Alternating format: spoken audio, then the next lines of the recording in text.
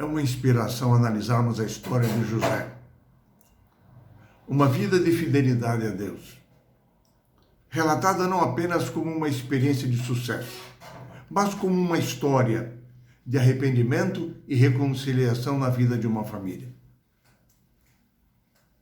Quando o faraó nomeou José como governador, ele planejava que a execução do plano apresentado por José trouxesse solução para a fome no Egito. Mas ele reconheceu que em José havia o Espírito de Deus, uma sabedoria superior.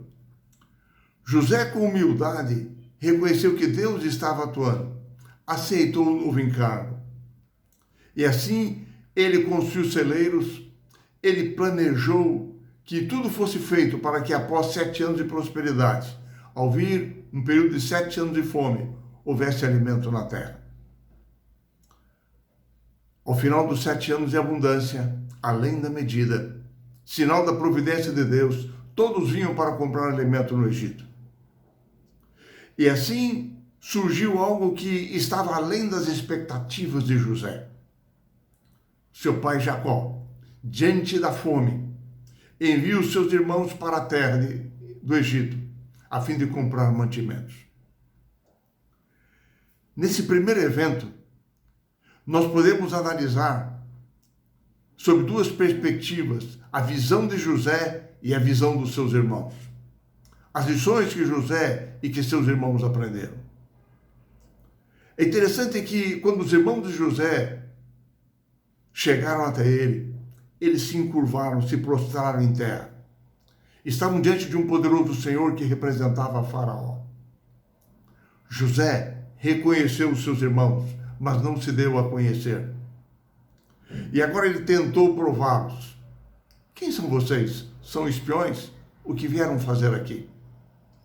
Eles contaram sobre a vida de sua família, sobre o irmão mais novo que estava com o pai, e disseram, há um outro que já não existe mais, se referindo a José, sem darem detalhes. E assim José começou a provar o caráter deles.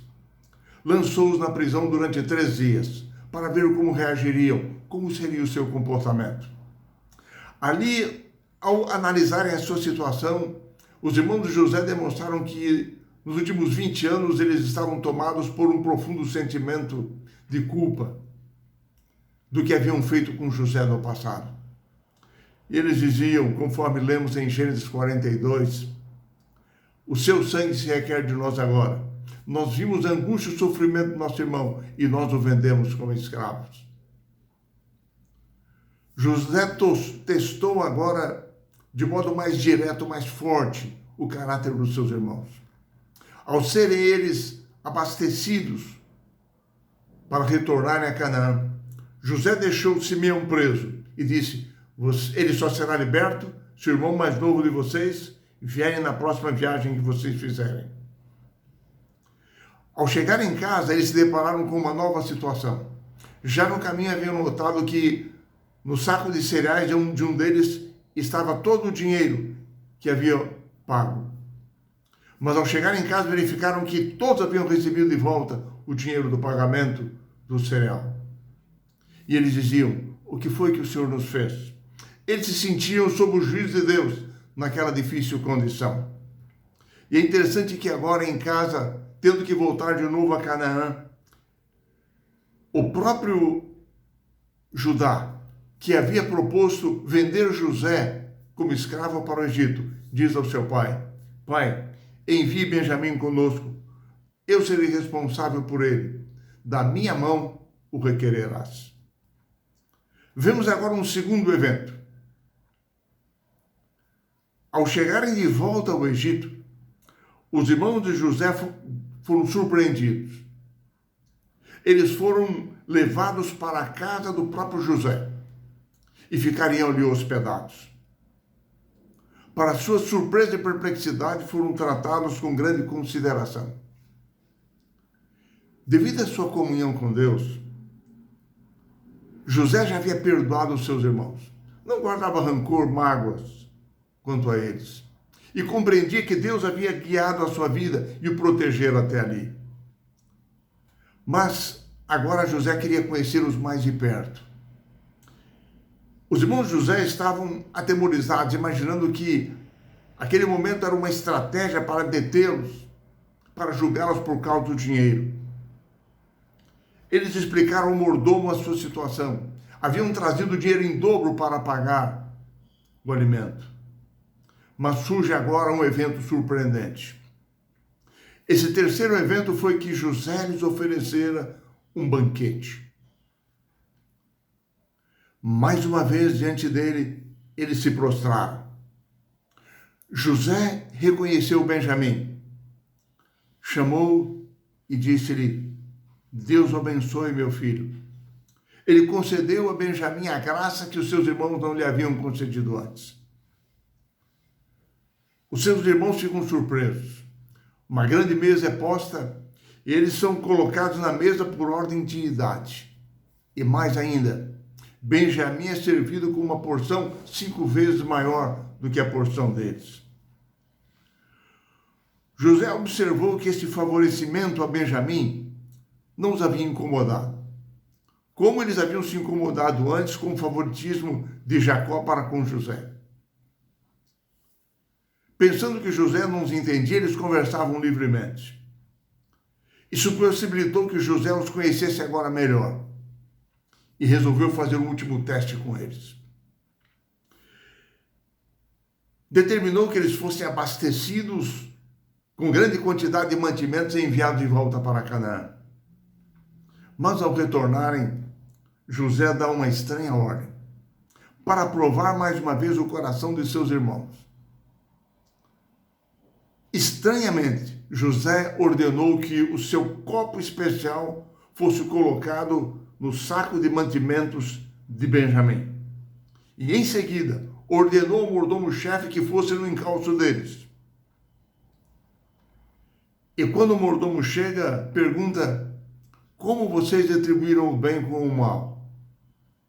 Eles ficam perplexos diante da acusação e dizem: se encontrarem o copo com algum de nós, seja ele escravo de Faraó. Ao examinarem os mantimentos, de repente, Benjamim surgiu como aquele que detinha o copo. E pior, tudo parecia muito lógico, porque Benjamim havia ocupado um lugar de honra no banquete ao lado de José. Havia tido acesso ao copo. Eles rasgaram as suas vestes. O roubo do copo justificaria a prisão e a escravidão para Benjamim. E assim retornaram até José. Diante dele, agora nós encontramos uma completa mudança de atitude espiritual e prática em relação ao seu passado, que era de maldade, vingança e responsabilidade. Agora, diante de José, com toda humildade, eles imploram por graça para com eles.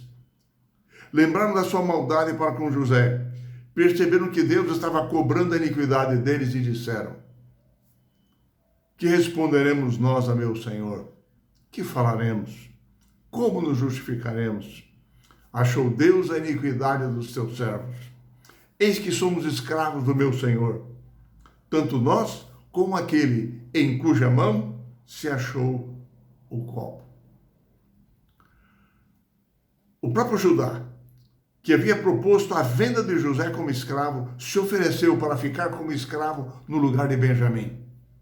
Ele faria o sacrifício de substituir o seu irmão para poupar o seu pai Jacó da perda de Benjamim, como já havia perdido José. José provou os seus irmãos e viu neles os frutos do verdadeiro arrependimento. Assim, isso desencadeou um incrível quinto evento extraordinário. José ordena que todos seus escravos se retirem do salão. E ele se declara, se revela, se apresenta aos seus irmãos. Chorando em alta voz, ele diz: eu sou José. Vive ainda meu pai? Os seus irmãos não podiam acreditar naquilo que estavam vendo e ouvindo. Ficaram petrificados, mudos, aterrorizados. E José repetiu: eu sou José, vosso irmão, a quem vendestes para o Egito. Aqui nós percebemos a visão de José sobre os acontecimentos da sua vida. E José dá agora a seus irmãos 3 mensagens. Em primeiro lugar, José diz: Deus me enviou adiante de vocês. Não foram vocês que me enviaram para cá.